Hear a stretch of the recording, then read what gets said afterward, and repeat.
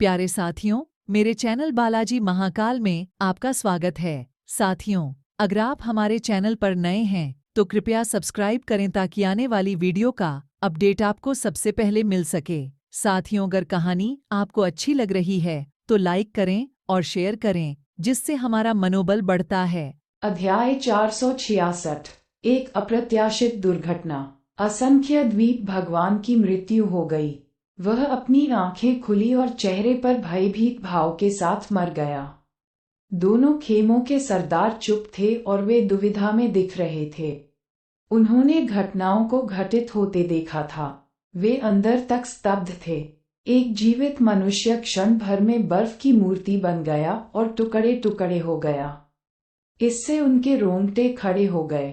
वे जानते थे कि असंख्य द्वीपों के भगवान को जहर दिया गया था जब ड्रैगन किंग एरो ने उनकी त्वचा को छेदा। तो उस पर मौजूद जहर उनके शरीर में प्रवेश कर गया था, लेकिन ये बहुत भयानक था। असंख्य द्वीप प्रभु, एक उन्नत स्वामी, इसका विरोध करने में सक्षम नहीं थे और एक तेज और अजीब मौत मर गए थे। यहाँ तक कि बिपिन, जिसने विषैले बाण का प्रयोग किया था, ने जब असंख्य द्वीप भगवान की मृत्यु देखी तो आह भरी। बिपिन ने अपने हाथ में ड्रैगन किंग एरो को देखकर जितना सोचा था, आइसी हॉट पॉइजन उससे कहीं अधिक भयावह है। ड्रैगन किंग एरो के बिंदु पर सफेद रंग का संकेत था, जो कि आइसी हॉट पॉइजन था जिसे उसने जानबूझकर इस्तेमाल किया था। आइसी हॉट पॉइजन सबसे भयावह जहर था जिसका बिपिन ने सामना किया था। जब उन्होंने रश्मि को उसके शरीर में बर्फीले दिल के जहर को परिष्कृत करने में मदद की थी, तो उन्हें जहर की 12 बूंदें मिली थीं। उन्होंने एक बूंद को ड्रैगन किंग एरो पर एक गुप्त हथियार के रूप में लगाया था। परिणाम संतोषजनक था। जब बिपिन ड्रैगन किंग बो और आइसी हॉट पॉइजन से असंख्य द्वीप भगवान को मार रहा था, तो किसी को नहीं पता था कि गुफा हवेली के निचले भाग में एक शानदार हॉल था। उसके अंदर एक दुबले पतले बुजुर्ग ने अचानक अपना सिर उठाया। युवा मास्टर की आभा उसके पास क्यों है? दुबले पतले बुजुर्ग ने अपनी आंखें थोड़ी सिकोड़ लीं, जैसे कि वह महल में सब कुछ देख सकता हो। फिर उसने धीरे से अपना सिकुड़ा हुआ हाथ बढ़ाया। दुबले बुजुर्ग के बगल का शून्य अप्रत्याशित रूप से कागज के एक टुकड़े की तरह फट गया, जैसे एक विशाल वर्महॉल दिखाई दे रहा हो। पतले बुजुर्ग की हथेली वर्महॉल से बाहर निकल गई। महल में दानव आत्मा भगवान और असंख्य द्वीपों को मारने के बाद भगवान बिपिन ने रक्त कठपुतली को आदेश दिया कि वह जल्दी से अपने अंतरस्थानीय छल्ले उठा ले। अपने हाथ के इशारे से उसने रक्त कठपुतली को वापस बुलाया और फिर चारों ओर देखा। उसने पाया कि दोनों खेमों के सरदार अपने चेहरों पर जटिल भावों के साथ उसे घूर रहे थे। बिपिन ने गहरी सांस ली और कुछ कहना शुरू किया, लेकिन अचानक एक अप्रत्याशित दुर्घटना घटी। गुनगुनाहट शून्य से एक अमूर्त लहर आई और उसने तुरंत उपस्थित सभी लोगों का ध्यान आकर्षित किया। उन्होंने जो देखा उससे वे दंग रह गए। शून्य बिना किसी संकेत के ढह गया और उसमें से एक विशाल वर्महॉल प्रकट हुआ। उसमें से एक सिकुड़ा हुआ हाथ बाहर निकला और धीरे धीरे बड़ा हो गया। जल्द ही वह इतना विशाल हो गया कि उसने आकाश को ढक लिया। स्थान और समय स्थिर हो गए। राजा भयभीत हो गए। साथ ही उन्हें ये भी पता चला कि उन्होंने अभिनय करने की अपनी क्षमता खो दी है। बिपिन भी इस समय हिल नहीं पा रहे थे। हाथ ने बिपिन को इतनी आसानी से पकड़ लिया मानो वह कोई खिलौना हो। फिर वापस वर्महॉल में चला गया, जो सिकुड़ गया और गायब हो गया। महल में शांति बहाल हो गई। हालांकि उपस्थित प्रभुओं की भावनाएं अशांत थीं। जब वे ठीक हुए तो उन्हें एहसास हुआ कि बिपिन विशाल हाथ के साथ गायब हो गया था। गुफा हवेली के निचले भाग में स्थित शानदार हॉल में दुबले पतले बुजुर्ग ने धीरे से अपना हाथ बढ़ाया और बिपिन को हॉल में खींच लिया। फिर उसकी पकड़ ढीली कर दी और उसे जमीन पर गिरा दिया। बिपिन को चक्कर आ रहा था, फिर भी खड़े होने के लिए संघर्ष करना पड़ा। वह महल में था, लेकिन उसे अप्रत्याशित रूप से एक विशाल हाथ ने पकड़ लिया और इस हॉल में ले आया। हाथ अचानक शून्य से प्रकट हुआ था और इतनी आसानी से उसे पकड़ लिया था। वह संघर्ष करने और विरोध करने में असमर्थ था, यहाँ तक कि एक मार्किस भी ऐसा करने में असमर्थ था। बढ़ते डर के साथ बिपिन ने चारों ओर देखा। उन्हें पता चला कि वह महल लगभग उसी महल जैसा था जिसमें उन्होंने इंटरस्पेशियल रिंग्स के लिए लड़ाई की थी। इसमें निर्माण, संरचना के आकार और यहाँ तक कि सजावट में समानताएं शामिल थीं। फर्क सिर्फ इतना था कि हॉल के शीर्ष पर पपेट फाइटर्स की जगह दो आदमी बैठे थे। वे दोनों बूढ़े आदमी थे। एक बूढ़े व्यक्ति के सफेद बाल, सफेद दाढ़ी और अलौकिक रूप था। उसने जो सफेद वस्त्र पहना था वह धूल से ढका हुआ था। दूसरे की भौहों के बीच थंडरबोल्ट का निशान पतला था। बिपिन ने भौहें सिकोड़ ली और दोनों लेटी हुई आकृतियों को देखा। वह उनकी जीवंतता को महसूस नहीं कर सका। ऐसा लग रहा था मानो वे कई वर्षों से मर चुके हों। फिर भी दुबले पतले बुजुर्ग ने अचानक अपनी आंखें खोली और बिपिन की ओर देखा। उसकी आंखें ठंडी थीं और भूतिया लपटें थीं। क्या? बिपिन को बड़ा आश्चर्य हुआ। वह अभी भी दुबले पतले बुजुर्ग से कोई जीवन शक्ति महसूस नहीं कर सका। उसे अब मर जाना चाहिए था। यह वह था जिसने मुझे पकड़ लिया। बिपिन ने एक गहरी सांस ली और तुरंत स्थिति को समझ गए। उन्होंने बूढ़े व्यक्ति को प्रणाम किया और कहा, आदरणीय बुजुर्ग, मैं बिपिन हूँ। उस दुबले पतले बुजुर्ग की ताकत अथाह थी। वह निश्चित रूप से एक अविश्वसनीय महापुरुष थे। उनके सामने बिपिन ने तलवारबाज के छद्म नाम का इस्तेमाल करने की हिम्मत नहीं की। बिपिन, दुबले पतले बुजुर्ग ने बिपिन को अपनी ठंडी और अजीब आंखों से देखा, लेकिन उसकी आवाज सौहार्दपूर्ण थी। मैं दिवाकर हूँ। नाम सुनकर बिपिन का दिल जोर से धड़कने लगा। दिवाकर, महादैत्य दिवाकर। अध्याय 467। सम्राट जियो की कमान के तहत युद्ध। भगवान दिवाकर। ज्वलंत युद्ध क्षेत्र में साहसिक कार्य करने वाले सभी विशेषज्ञों ने महान दानव दिवाकर के बारे में सुना था। आखिरकार ज्वलंत युद्ध क्षेत्र की उत्पत्ति उसी से हुई थी। 1000 साल पहले उस पर ज्वलंत युद्ध क्षेत्र में 8 मार्किस और 322 लॉर्ड्स ने हमला किया था। दोनों पक्ष नष्ट हो गए थे। ये लड़ाई दिव्य भूमि में एक किंवदंती थी। अब इस दुबले पतले बुजुर्ग ने दावा किया कि वह महान दानव दिवाकर है। उसने मुझे आसानी से पकड़ लिया, भले ही मैंने कितना भी संघर्ष किया हो। उसकी ताकत मार्किस से परे होनी चाहिए। उसके जैसा सर्वोच्च विशेषज्ञ जो धधकते युद्ध के मैदान में दिखाई दिया। हाँ, वह दिवाकर ही होना चाहिए। बिपिन ने तुरंत सोचा। उन्होंने 1000 साल पहले ज्वलंत युद्ध क्षेत्र में हुई पौराणिक लड़ाई को याद किया। दिवाकर को मृत मान लिया गया था क्योंकि वह गायब हो गया था, जबकि 8 मार्किस और 322 लॉर्ड्स की मृत्यु हो गई थी। हालांकि किसी ने भी महान दानव दिवाकर की मृत्यु नहीं देखी थी और उसका शव कभी नहीं मिला था। ये बिल्कुल विश्वसनीय था कि दिवाकर अभी भी जीवित थे।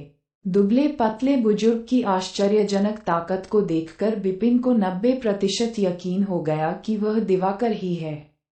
उसकी पहचान जानकर बिपिन असहज हो गया। दिवाकर को उसके द्वारा किए गए उन्मत्त वध के कारण 1000 साल पहले महान दानव के रूप में पहचाना गया था। यही कारण है कि इतने सारे विशेषज्ञों ने उस पर एक सहयोगात्मक हमला किया था। जब वह महान दानव के सामने खड़ा था तो बिपिन को चिंता थी कि दिवाकर उसे सिर्फ इसलिए मार सकता है। उसे अपनी शक्ल नापसंद थी, या हो सकता है कि वह उसे सिर्फ इसलिए मार डाले क्योंकि उसे ऐसा लगा।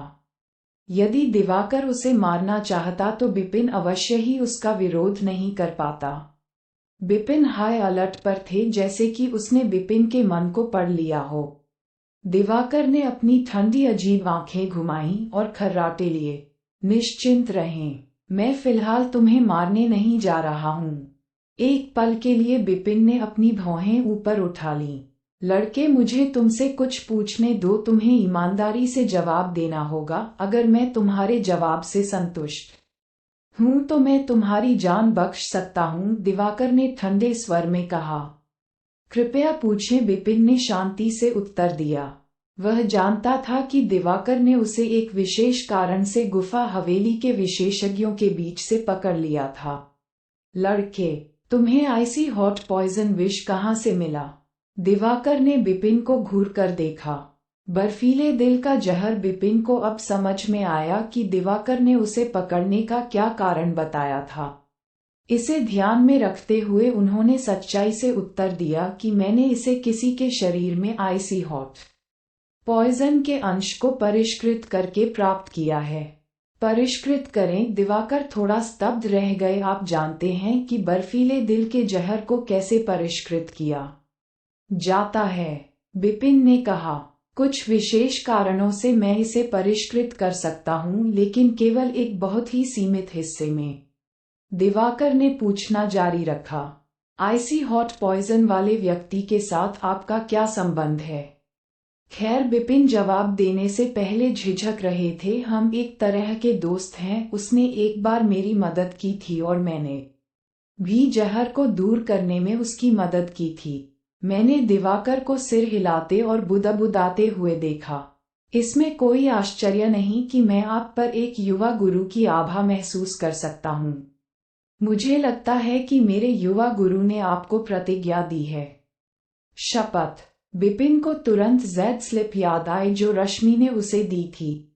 रश्मि ने उल्लेख किया कि जब वह खतरे में होगा तो वह जेड स्लिप तोड़ सकता है। युवा मास्टर। विपिन ने चेहरे पर अजीब भाव के साथ दिवाकर की ओर देखा और पूछा कि वह आपकी युवा मास्टर है? दिवाकर ने हाँ में सिर हिलाया। उसके पतले और धंसे हुए चेहरे पर एक फीकी मुस्कान दिखाई दी। दिवाकर ने कहा, लड़का करीब खड़ा है। विपिन ने भौहें सिकोड़ लीं और झिझकने लगा। लड़के, डरो मत, क्योंकि मेरे युवा स्वामी ने तुम्हें अपनी प्रतिज्ञा दी है, इसलिए उसका तुम्हारे साथ घनिष्ठ संबंध होना चाहिए। स्वाभाविक रूप से मैं तुम्हें नहीं मारूंगा। किसी भी स्थिति में अगर मैं तुम्हें मारना चाहता हूं तो मैं ऐसा करने में सक्षम होऊंगा, भले ही तुम। दिवाकर ने मुस्कुराते हुए कहा, आप 1000 मील दूर हैं। ये याद करते हुए कि दिवाकर ने उसे कैसे पकड़ लिया था, विपिन मुस्कुराने पर मजबूर हो गया। वास्तव में दिवाकर के अविश्वसनीय कौशल से वह उसे मार सकता था, चाहे विपिन कहीं भी छिपा हो। विपिन ने अपनी झिझक दूर की और चलकर दिवाकर के सामने खड़ा हो गया। मैंने 1000 साल से अधिक समय से किसी से बात नहीं की। दिवाकर ने आह भरी।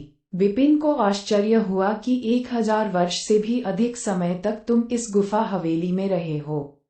यह सही है। दिवाकर ने सिर हिलाया और आह भरते हुए कहा, मैं स्लॉटर दाव पर ध्यान कर रहा हूँ। 1000 साल पहले कुछ गलत हुआ था जब मुझे इसका एहसास हुआ। यही कारण है कि मैंने इतने सारे निर्दोष लोगों को मार डाला। बिना किसी अन्य विकल्प के मुझे इसे इस गुफा हवेली में विकसित करना पड़ा। 1000 साल से यही हूँ।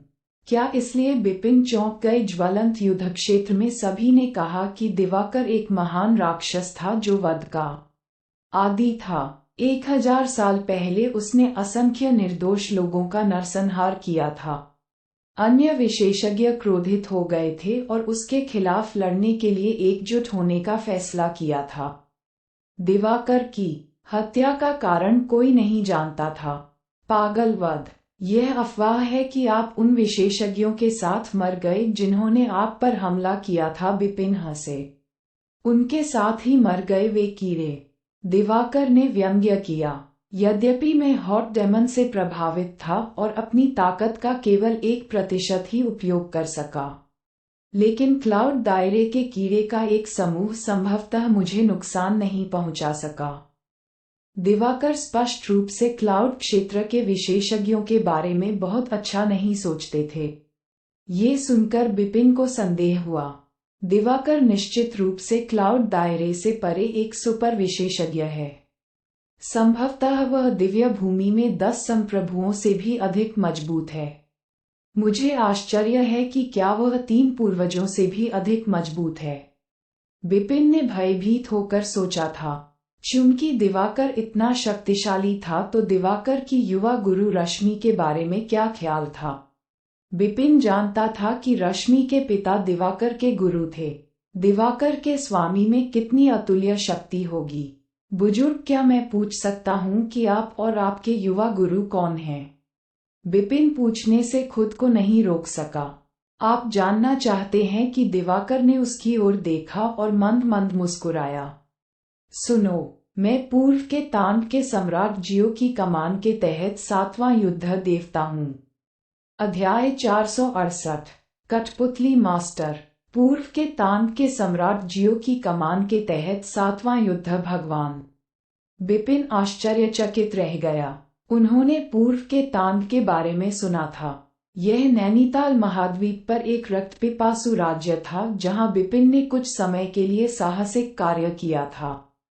लेकिन उसने पूर्व के तांड के सम्राट जियो या युद्ध देवताओं के बारे में कभी नहीं सुना था। तुम समझते क्यों नहीं? दिवाकर ने बड़े ध्यान से उसकी ओर देखा। आदरणीय बुजुर्ग, मैं पूर्व के तांड को जानता हूँ।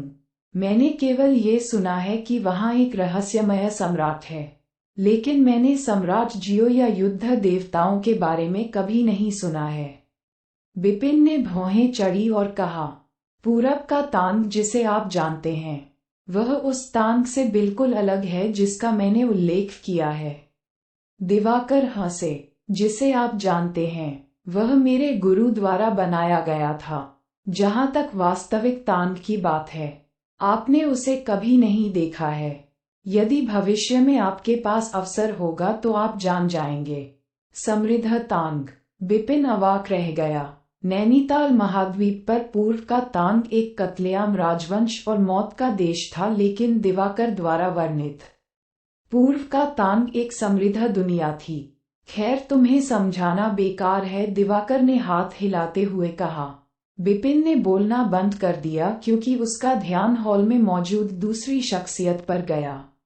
बड़ा, वह कौन है? विपिन ने सफेद बालों और दाढ़ी वाले उस बूढ़े व्यक्ति की ओर देखा, जो स्पष्ट रूप से कई वर्षों से मर चुका था। दिवाकर ने कहा, वह इस गुफा हवेली का मालिक था। गुफा हवेली के मालिक? विपिन आश्चर्यचकित थे। मुझे लगा कि इसका निर्माण आपके द्वारा किया गया था। बिल्कुल नहीं, दिवाकर ने अपने होंठ सिकोड़कर कहा। मैं मरने जा रहा हूँ। मैं एक गुफा हवेली क्यों बनाऊंगा? वह कठपुतली मास्टर है। ऐसा प्रतीत होता है कि वह दिव्य भूमि में प्रसिद्ध था। उसने जो जानकारी छोड़ी थी उसमें उसने दिव्य भूमि में पहला कठपुतली निर्माता होने का दावा किया था। डिवाइन लैंड के पहले कठपुतली निर्माता। विपिन की जिज्ञासा बढ़ी। यह असाधारण था। दुर्भाग्य से, चाहे उनकी कठपुतलियां कितनी भी मजबूत क्यों न हों, उनका अपना जीवन सीमित था। जब मैंने ज्वलंत पर्वतों में उन क्लाउड क्षेत्र विशेषज्ञों से लड़ाई की तो मुझे गुफा हवेली की खोज हुई। इसलिए मैंने एकांत में खेती करने के लिए इस जगह को चुना। दिवाकर ने कहा, यह हॉल गुफा हवेली का असली केंद्र है जहां उन्होंने भविष्य के विशेषज्ञों के लिए 4 अवसर छोड़े थे। इसे अभी तक खोजा नहीं जाना चाहिए था। आप भाग्यशाली हैं कि मैं आपको यहां लाया हूं। 4 मौके। विपिन की आंखें तुरंत चमक उठीं। लड़के, अभी तुम्हारे लिए उत्साहित होना जल्दबाजी होगी। 4 अवसर परीक्षणों के साथ आते हैं। 3 परीक्षण कठपुतलियां बनाने के बारे में हैं, जबकि मुझे लगता है कि तुम इसमें अच्छे नहीं हो। दिवाकर ने उसे एक शक्तिशाली विशेषज्ञ के रूप में देखा, जो कई वर्षों से गुफा हवेली में रह रहा था। 1000 वर्ष दिवाकर गुफा हवेली में सब कुछ जानता था। विपिन अनिच्छा से मुस्कुराया। कठपुतलियां बनाना, वह इसमें अच्छा नहीं था। वह इसके बारे में कुछ नहीं जानता था। बस इतना ही। यद्यपि 4 अवसर हैं, आप अधिकतम एक ही प्राप्त कर सकते हैं। फिर भी मुझे आश्चर्य है कि क्या आप इसके लिए तैयार हैं। दिवाकर ने उपहास किया। लड़के, मेरे साथ आओ। कम से कम अभी भी एक अवसर है, बिना रोटी के आधी रोटी बेहतर है। विपिन ने कंधे उचकाते हुए कहा। वह दिवाकर के पीछे पीछे हॉल के बगल में एक गुप्त कक्ष में चला गया। परीक्षण गुप्त कक्ष में है, दिवाकर ने विपिन की ओर देखते हुए कहा। यदि आप इस परीक्षा को पास कर सकते हैं तो आपको अच्छा इनाम मिलेगा। अवसर को महत्व दें। विपिन जबरदस्ती मुस्कुराया और बिना कुछ सोचे समझे अंदर चला गया। उसने बीच में एक विशाल आकृति वाला एक खाली मैदान देखा। एक कठपुतली लड़ाकू। ये देखकर विपिन को कोई आश्चर्य नहीं हुआ। कठपुतली मास्टर ने डिवाइन लैंड में पहला कठपुतली निर्माता होने का दावा किया था और उसने कठपुतली सेनानियों से भरकर इस गुफा हवेली का निर्माण किया था। यह आश्चर्य की बात नहीं थी कि वह अपने परीक्षण में कठपुतली लड़ाकू का उपयोग करेगा। कठपुतली सेनानी ने तुरंत अपनी आंखें खोलीं और विपिन की ओर देखा। संत क्षेत्र, कठपुतली सेनानी ने आश्चर्य के संकेत के साथ पूछा। ओह! विपिन ने अपनी भौहें ऊपर उठाईं और कहा, एक कठपुतली सेनानी बुद्धि के साथ। कठपुतली लड़ाके दो प्रकार के होते थे, बुद्धिमान और गैर बुद्धिमान। वे बहुत अलग थे। बुद्धिमत्ता वाले कठपुतली लड़ाके इंसानों की तरह ही चतुर थे, लेकिन वे आमतौर पर बहुत मजबूत नहीं थे। बिना बुद्धि वाले कठपुतली लड़ाके अधिक शक्तिशाली थे। उदाहरण के लिए विपिन के रक्त कठपुतली और गुफा हवेली की आंतरिक और बाहरी परत में मिले अन्य कठपुतली लड़ाके इसी प्रकार के थे। विपिन ने एक बार पूर्वजों की भूमि में विजय और शान जैसे खुफिया कठपुतली सेनानियों से मुलाकात की थी। मानव योद्धा, आप सिर्फ एक संत क्षेत्र विशेषज्ञ हैं, इसलिए मैं अपनी युद्ध शक्ति को संत क्षेत्र के स्तर तक सीमित रखूंगा।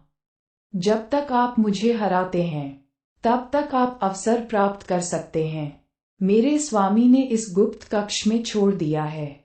नीले वस्त्र में सुनहरे कठपुतली सेनानी ने कहा। विपिन ने स्वीकारोक्ति में थोड़ा सिर हिलाया। क्या आप तैयार हैं? सुनहरे बालों वाली कठपुतली ने विपिन को घूरकर देखा। जैसे ही उसने अपनी बात पूरी की, वह एक सेकंड रुका और फिर आगे बढ़ गया। सुनहरे बालों वाली कठपुतली एक बम की तरह आगे की ओर उछली। इसके साथ ही उसके हाथ में एक विशाल कुल्हाड़ी दिखाई दी। जैसे ही वह विपिन के पास आया, उसने उसे हिंसक तरीके से विपिन पर घुमाया। विशाल कुल्हाड़ी ने अपार शक्ति के साथ हवा को काट दिया और शून्य में एक चमकदार धार छोड़ दी। अच्छा कुल्हाड़ी कौशल, विपिन मंद मंद मुस्कुराया। वह जानता था कि बुद्धिमत्ता वाले कठपुतली लड़ाके कठपुतली के विपरीत मैनुअल कौशल का उपयोग कर सकते हैं, जो केवल शारीरिक शक्ति का उपयोग कर सकते हैं। विपिन ने पलटवार करना शुरू कर दिया। उसने अपनी तलवार ऊपर उठाई और अपनी ओर बढ़ रहे एक्स शैडो को रोक दिया। बजना! भयंकर टक्कर के बाद ब्लॉन्ड पपेट ने विशाल कुल्हाड़ी को घुमाना जारी रखा और हमलों की झड़ी लगा दी, जिससे विपिन पर अत्याचार हुआ। विपिन ने आश्चर्य से सोचते हुए विरोध करने के लिए अपनी तलवार उठा ली। इस कठपुतली सेनानी की शक्ति वास्तव में सेंट दायरे के स्तर की है। हालांकि उसकी कुल्हाड़ी कौशल बेहद नाजुक है। वह मुश्किल से एक नौसिखिया स्वामी के बराबर है। ये पपेट मास्टर की परीक्षा थी। एक सेंट रियल्म विशेषज्ञ के लिए नौसिखिए लॉर्ड स्तर के कठपुतली फाइटर को हराना असंभव होगा। हालांकि विपिन के लिए यह मुश्किल नहीं था, क्योंकि वह एक ही समय में दो मध्यवर्ती लॉर्ड्स के खिलाफ आसानी से लड़ सकता था। विपिन ने तेजी से आक्रमण करना शुरू कर दिया। अध्याय 469 6 मंजिला शिवालय। झपट्टा मारना। तलवार की तेज रोशनी बिजली की तरह चमकी और शून्य में प्रवेश कर गई। विपिन ने जिस तलवार की चाल का प्रयोग किया वह हताशा थी। उन्होंने अपने बल का प्रयोग ब्लॉन्ड पपेट की कुल्हाड़ी की चाल को हिंसक रूप से तोड़ने और उसे पीछे की ओर पटकने के लिए किया। सुनहरे बालों वाली कठपुतली। सुनहरे बालों वाली कठपुतली ने फिर से अपना पैर जमा लिया। विपिन की तलवार से उसके शरीर पर एक सफेद निशान रह गया था। यदि वह एक साधारण स्वामी होता तो वह मर गया होता। आप जीते। उसने बिपिन की ओर देखा और उसकी ओर एक काली बहती हुई रोशनी फेंकी और कहा, ये परीक्षा उत्तीर्ण करने का तुम्हारा पुरस्कार है। बिपिन ने उसे पकड़ लिया। जैसे ही उसने उसका निरीक्षण किया, उसके चेहरे पर एक अजीब भाव उभर आया। काली बहती रोशनी एक छोटा काला शिवालय बन गई, जिसमें 6 मंजिलें थीं, जिनमें से प्रत्येक की ऊंचाई समान थी। एक शिवालय। बिपिन ने गुप्त कक्ष छोड़ दिया। जब वह दिवाकर से मिलने के लिए महल में लौटे तो उनके मन में संदेह उत्पन्न हो गया। बुरा नहीं लड़का, दिवाकर मंद मंद मुस्कुराया। आदरणीय बुजुर्ग, क्या ये शिवालय अच्छी बात है जिसका आपने उल्लेख किया? बिपिन ने संदेह से पूछा। लड़के, ज्यादा लालची मत बनो, दिवाकर ने उसकी ओर देखते हुए कहा। इसे 6 मंजिला पैगोडा कहा जाता है। दिव्य भूमि में यह निश्चित रूप से एक अच्छी चीज है और यह आपके लिए उपयोगी है। 6 मंजिला पगोडा, बिपिन फुसफुसाए। दिवाकर ने कहा, इसे बांधने का प्रयास करें। बिना किसी हिचकिचाहट के बिपिन ने इसे बांधने के लिए अपने खून का इस्तेमाल किया। उन्हें काले पगोडा से बिल्कुल भी प्रतिरोध का सामना नहीं करना पड़ा और उन्होंने प्रक्रिया को जल्दी से पूरा कर लिया। कुआ, इससे जुड़ने के बाद बिपिन को फर्क का एहसास हुआ। वह पगोडा की पहली मंजिल पर एक प्रतिबंध को स्पष्ट रूप से महसूस कर सकता था। ये बहुत ही जटिल और रहस्यमय था। पहली नजर में बिपिन इसे महसूस कर सकते थे लेकिन समझ नहीं पा रहे थे। कैसा रहस्यमय प्रतिबंध है? बिपिन ने आह भरी। दिवाकर ने कहा, बालक, शिवालय की प्रत्येक कथा पर एक प्रतिबंध है। वे सभी वध प्रतिबंध हैं। आपने वध उत्पत्ति पर ध्यान किया है, ठीक? दिवाकर ने बिपिन की ओर देखा। हाँ, बिपिन ने सिर हिलाया। उन्होंने मुख्य रूप से 2 प्रकार की उत्पत्ति, विश्व उत्पत्ति और वध उत्पत्ति, पर ध्यान दिया। अतीत में उनकी वध उत्पत्ति की समझ विश्व उत्पत्ति की तुलना में अधिक थी। मार्क्वेस बेमो गुफा हवेली में भ्रमण के बाद विश्व उत्पत्ति के बारे में उनकी समझ में काफी सुधार हुआ था। उन्होंने 4 विश्व उत्पत्ति चिन्ह और केवल एक वध उत्पत्ति चिन्ह का गठन किया था। इतना ही, दिवाकर ने मुस्कुराते हुए जवाब दिया और कहा कि 6 प्रतिबंध बेहद गहन हैं और प्रत्येक में 999 वध गुह्य विद्याएं शामिल हैं। चूंकि आपने वध की उत्पत्ति पर ध्यान दिया है, आप इन वध गुह्य विद्याओं पर भी ध्यान कर सकते हैं। वध गुह्य विद्याओं का संदर्भ इसे समझने में आपकी गति में काफी सुधार करेगा। जब आप सभी 999 वध रहस्यों को समझ लेते हैं तो आप पहले प्रतिबंध को सुलझा सकते हैं। तब इसका मतलब ये होगा कि आप वास्तव में वध दांव में प्रवेश कर चुके हैं। बिपिन स्तब्ध रह गया, लेकिन शीघ्र ही प्रसन्नता उस पर हावी हो गई। उन्होंने शिवालय में पहले प्रतिबंध को महसूस किया और कई वध तंत्रों के अस्तित्व को महसूस किया। उनमें से अधिकांश बिपिन के लिए नए थे। इसमें कोई आश्चर्य नहीं कि आपने कहा कि 6 मंजिला पगोडा मेरे लिए उपयोगी है। यह मेरे लिए बहुत अच्छा अवसर है, बिपिन ने कृतज्ञतापूर्वक कहा। पहला प्रतिबंध स्पष्ट रूप से स्लॉटर दाव का एक शॉर्टकट था। दाव मूल से परे दाव था। जब उत्पत्ति की समझ चरम पर पहुंच जाएगी तो उत्पत्ति स्वाभाविक रूप से दाव में स्थानांतरित हो जाएगी। उदाहरण के लिए, स्लॉटर ओरिजिन स्लॉटर दाव में स्थानांतरित हो जाएगा जब उसकी समझ अत्यंत उच्च स्तर पर पहुंच जाएगी। दाव ओरिजिन से कहीं अधिक शक्तिशाली था। यही कारण है कि कई विशेषज्ञ और मार्कीज दाव हथियार के लिए जी जान से लड़ते थे। दाव हथियार दाव के साथ शामिल था। हालांकि दाव बहुत रहस्यमय था। भले ही मार्क्वेस विशेषज्ञ मजबूत थे, फिर भी वे दाव तक पहुंच पाने के योग्य नहीं थे। दिव्य भूमि में केवल 10 संप्रभु और 3 पूर्वजों ने दाव के स्तर में प्रवेश किया था। 6 मंजिला पगोडा कितना असाधारण था कि इसका पहला प्रतिबंध ही बिपिन को स्लॉटर दाव में प्रवेश करने में सक्षम बना सका। लड़के, तुमने ये लाभ हासिल कर लिया है। अब मैं तुम्हें विदा करूंगा। दिवाकर ने कहा। धन्यवाद आदरणीय बुजुर्ग, बिपिन ने कहा। साथ ही उन्होंने कठपुतली मास्टर को प्रणाम किया। दिवाकर ने अपनी भौहें ऊपर उठाईं। उसने अपना हाथ हिलाया और तुरंत हॉल में शून्य में एक विशाल वर्महॉल दिखाई दिया। इतना बड़ा वर्महॉल बनाने में दिवाकर की आसानी ने बिपिन को चौंका दिया। बाद वाले ने दिवाकर की ताकत के बारे में अपने अनुमान को संशोधित किया। दिवाकर ने कहा, अंदर जाओ। बिना किसी हिचकिचाहट के बिपिन ने वर्महॉल में कदम रखा और जल्द ही गायब हो गया। उसके जाने के बाद कोई धीरे धीरे गुप्त कक्ष से बाहर चला गया। ये गोरा कठपुतली था जिसने बिपिन के साथ लड़ाई की थी। वह हॉल में दिवाकर के पास आया और पूछा, सर क्या मैं पूछ सकता हूँ कि आपने ये क्यों कहा कि आपका 6 मंजिला पगोडा मेरे मास्टर की चौथी परीक्षा थी? सुनहरे बालों वाली कठपुतली भ्रमित थी। गुफा हवेली के मालिक कठपुतली मास्टर ने केवल 3 परीक्षण निर्धारित किए थे जो कठपुतलियां बनाने के बारे में थे। परीक्षण पास करने के बाद के अवसर भी कठपुतलियां बनाने के बारे में थे। चौथा परीक्षण वास्तव में अभी दिवाकर द्वारा निर्धारित किया गया था। उनका उद्देश्य स्पष्ट था कि बिपिन को 6 मंजिला पगोडा देना था। दिवाकर मन ही मन सोचते हुए चुप रहा। युवा मास्टर उदासीन है और आसानी से दूसरों पर भरोसा नहीं करता है। यहाँ तक कि मैं उसकी प्रतिज्ञा प्राप्त करने के लिए योग्य नहीं हूँ। लेकिन उसने उसे एक दे दिया है और वह युवा मास्टर के बर्फीले दिल के जहर को परिष्कृत कर सकता है। ये बहुत अविश्वसनीय है। वह युवा मास्टर के लिए बहुत उपयोगी है, लेकिन वह अब बहुत कमजोर हो गया है।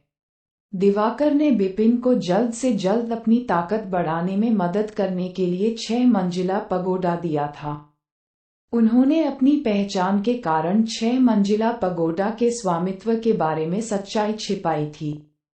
बिपिन को अंधेरे में रखना ही बेहतर होगा। अध्याय 470 आपदा। दोनों पक्षों के असंख्य राजा महल में एकत्र हुए थे। अब वे भयभीत होकर भाग गए।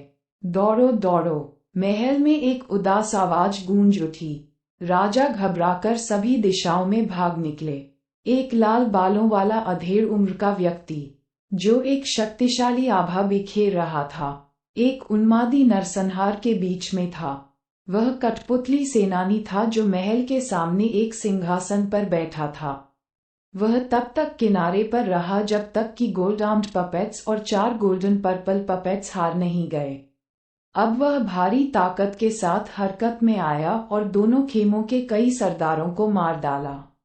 युवराज जैसे श्रेष्ठ राजा भी उससे भयभीत रहते थे। लाल बालों वाला अधेड़ उम्र का आदमी एक भयानक मार्क्विस कठपुतली था। चलो जल्दी करो, युवराज ठंडी नजर से गुर्राया। उसके पीछे मार्क्विस पियासू कैंप के कई सरदार तेजी से भाग रहे थे। उनके दिमाग से मार्क्विस पपेट की इंटरस्पेशियल रिंग के विचार गायब हो गए थे। इस समय आसपास के क्षेत्र में अचानक एक अमूर्त लहर उभरी। एक विशाल वर्महॉल साकार हुआ और एक आकृति धीरे धीरे उसमें से बाहर निकली। तलवारबाज युवराज ने उसे पहचान लिया। युवराज, क्या हुआ? बिपिन ने आश्चर्य से पूछा। बिपिन ने स्थिति संभाली। एक लाल बालों वाला अधेड़ उम्र का व्यक्ति शत्रुतापूर्ण शिविर के एक उन्नत स्वामी के सामने खड़ा था। उसने लापरवाही से स्वामी को थप्पड़ मार दिया और स्वामी का सिर चकनाचूर हो गया। ओह, बिपिन डर गया था। कठपुतली सेनानी कितना भयानक है! वह मेरे रक्त कठपुतली से भी ज्यादा मजबूत है। 10 रक्त रत्नों के साथ रक्त कठपुतली अपनी पूरी ताकत लगा सकती थी, जो कि मार्क्विस स्तर की युद्ध शक्ति के बराबर थी। हालांकि एक मार्क्विस कठपुतली के रूप में रक्त कठपुतली लाल बालों वाले मध्यम आयु वर्ग के व्यक्ति की तुलना में कमजोर थी। रक्त कठपुतली की शक्ति कठपुतली सेनानी को मोमबत्ती नहीं दिला सकी। कठपुतली मास्टर ने इतने शक्तिशाली कठपुतली सेनानी को इस महल में रखा। बिपिन ने मन ही मन आह भरी। तलवारबाज भागो, शीघ्र आयरन सेबर बनो, भगवान चिल्लाए। बिपिन ने संकोच नहीं किया। वह युवराज और अपने अन्य साथियों के साथ महल से बाहर भागे। वे बाहरी परत की ओर बढ़ते रहे। आखिरकार वे बाहरी परत पर पहुंचे। वे थोड़ी राहत लेने और खुद को शांत करने में सक्षम थे। कठपुतली सेनानी भयानक है, वह इतना शक्तिशाली है कि एक मार्किस भी उससे नहीं लड़ सकता, लौह कृपाण भगवान ने आह भरी। इस कठपुतली सेनानी का क्या हुआ? जब हम 4 गोल्डन पर्पल कठपुतलियों से लड़ रहे थे तो वह नहीं हिला, लेकिन जब हमने उन्हें हरा दिया तो उसने हम पर हमला करना शुरू कर दिया, उदात्ता भगवान ने भौहें चढ़ाते हुए कहा। कौन जानता है, मुझे लगता है कि गुफा हवेली के मालिक ने इस सिल्वर विंग की योजना बनाई थी। भगवान ने अपने होंठ सिकोड़ लिए थे।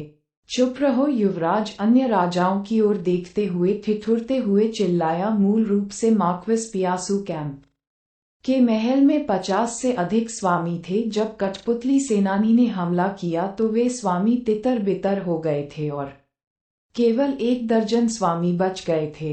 कोई नहीं जानता था कि अन्य राजाओं के साथ क्या हुआ था। बिपिन और उनके अन्य साथी आधे दिन तक बाहरी परत में इंतजार करते रहे। अन्य सरदार एक के बाद एक भीतरी परत से बाहर निकलते गए। उनके शिविर के 30 से अधिक सरदार बच गए थे। मैंने स्पिरिट लॉर्ड से कहा है कि वह इन लॉर्ड्स को तुरंत चले जाने के लिए कहें। भागने के लिए आधा दिन काफी है, इसलिए जो लोग नहीं निकले हैं वे वहीं मर गए होंगे। युवराज ने आंखें सिकोड़कर कहा। अन्य स्वामी दुख से भर गए। कठपुतली सेनानी द्वारा हमला किया जाना दोनों शिविरों के लिए एक आपदा थी। उसके हाथों कई सरदार मारे गए थे। लौह कृपाण भगवान ने कैसी त्रासदी भरी आह भरी और अपना सिर हिलाया। भगवान दुर्लभ थे और अब वे दर्जनों खो चुके थे। हमारे कैंप को भारी नुकसान हुआ है, लेकिन मार्क्विस कैंग्यू कैंप का प्रदर्शन बेहतर नहीं रहा। युवराज ने मार्क्विस कैंग्यू कैंप के लॉर्ड्स की ओर देखा जो उनके बगल में इकट्ठे हुए थे। मार्क्विस कैंग्यू कैंप के 30 से भी कम लॉर्ड्स बाहरी परत में एकत्र हुए थे। ये स्पष्ट था कि उन्हें भारी नुकसान हुआ था। उनके शिविर की तुलना में हम भाग्यशाली थे। आखिरकार हमने आंतरिक परत में बहुत कुछ हासिल किया। हमें एक दाव हथियार मिला और हमने गोल्डन पर्पल पपेट से 4 इंटरस्पेशियल रिंगें हासिल की। प्रत्येक रिंग में कई खजाने होने चाहिए। युवराज मुस्कुराए। निसंदेह ये सब आपके लिए धन्यवाद है तलवारबाज। यदि आपने दानव आत्मा भगवान और असंख्य द्वीप भगवान को नहीं मारा होता तो हमें 4 अंतरस्थानिक वलय नहीं मिलते।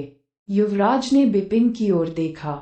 दानव आत्मा भगवान और असंख्य द्वीप भगवान ने युद्ध में मार्क्विस कैंग्यू कैंप के राजाओं का नेतृत्व किया था, लेकिन उन्हें बिपिन ने मार डाला था। बिना नेताओं के वे स्वामी मार्क्विस पियाओक्स्यू कैंप के खिलाफ अपनी लड़ाई में अप्रभावी थे। सही तलवारबाज, तुम्हें कोई ले गया था, लेकिन फिर तुम अचानक लौट आए। आखिर क्या हुआ? युवराज ने पूछा। मार्क्विस पियासू कैंप के अन्य लॉर्ड्स ने उत्सुकता से बिपिन की ओर देखा। उन्हें आश्चर्य हो रहा था कि विशाल हाथ द्वारा अनाप शनाप पकड़े जाने के बाद वह कहाँ गया था और उसे क्या मिला था। बिपिन इस प्रश्न के लिए तैयार थे। उन्होंने अपनी भौहें उठाईं और उत्तर दिया, मुझे नहीं पता कि क्या हुआ। मैं बस इतना जानता हूँ कि एक विशेषज्ञ ने मुझे पकड़ लिया और मुझसे जहर की एक बूंद मांगी, जिसका उपयोग मैं असंख्य द्वीपों को मारने के लिए करता था। भगवान, फिर उसने मुझे जाने दिया। सब्सक्राइब कर लीजिए, छोटे थोड़ी ना हो जाएंगे।